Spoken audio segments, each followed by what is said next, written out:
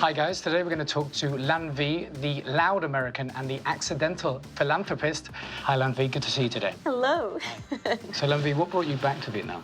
A desire to find color and beauty in my life again. And Vietnam was just starting to open up in terms of trade, in terms of business, in terms of production. Had no desire but to kind of look towards that route, and then it was the beginning of a developing fashion world, well, garment production world, let's say. What do you think is the general perception of made in Vietnam in the modern trade and obviously in fashion as well? The general perception is still low cost, mass production, yet there is a curiosity and a bit of the hope.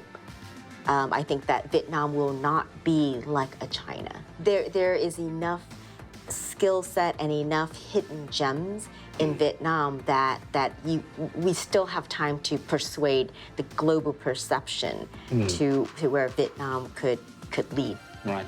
What drove you to Fashion for Freedom? 10 years ago when I sort of named it, it was really for a project, and quite frankly, it's kind of cheesy, right? I mean, if you had that on your jacket, I'm not sure whether you would buy a jacket called Fashion for Freedom. Might be the problem with the jacket, that's But the whole idea is, like, you have this ginormous supply chain. Why is it that you have some country creating billions and certainly hundreds of billions in value for themselves and for their investors, and yet you have millions of people sort of carrying the weight of that industry? So the idea is that can we open up, unlock that supply chain so that it does provide for financial freedom, economic democracy of certain kind, and really create the freedom as well for certain people. Why did you choose specifically Hue to... Hue is interesting. It feels a little bit landlocked, even though, you know, the sea, the beautiful sea is there, and as we've experienced in Vietnam. Right. But in reality, we have yet to exploit the beautiful artistic potential of Hue. You have 18 dynasties that came out of this area. You have Hue An that is supposed to be the gateway to what really the arts and craft that could be seen and yet to be discovered in Hue.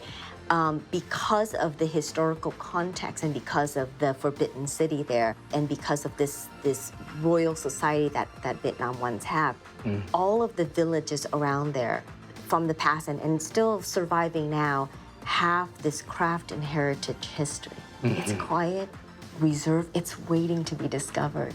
And every time that I get to discover something, it's a rediscovering of myself, you know? Right. One year, my team and I were traveling through, it's quite a hot year. I think it was like 117 degrees, the hottest I've ever felt. And we drove by this area.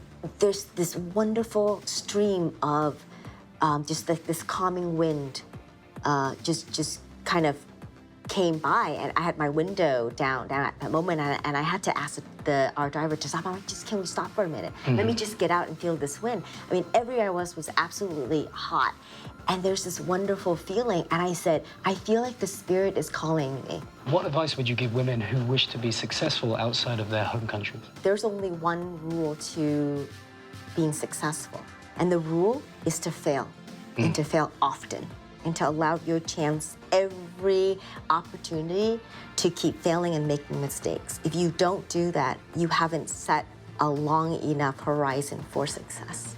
How do you feel that the artisan production industry is going to develop in the future? It's at that tipping point, I feel, meaning that there is enough knowledge and education for someone to value handmade and artisan-made, for someone to value it at its right price.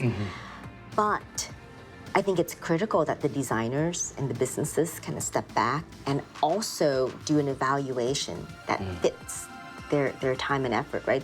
We want things that are interesting, that's novel, that's different, and yet we as a society don't want to pay for it.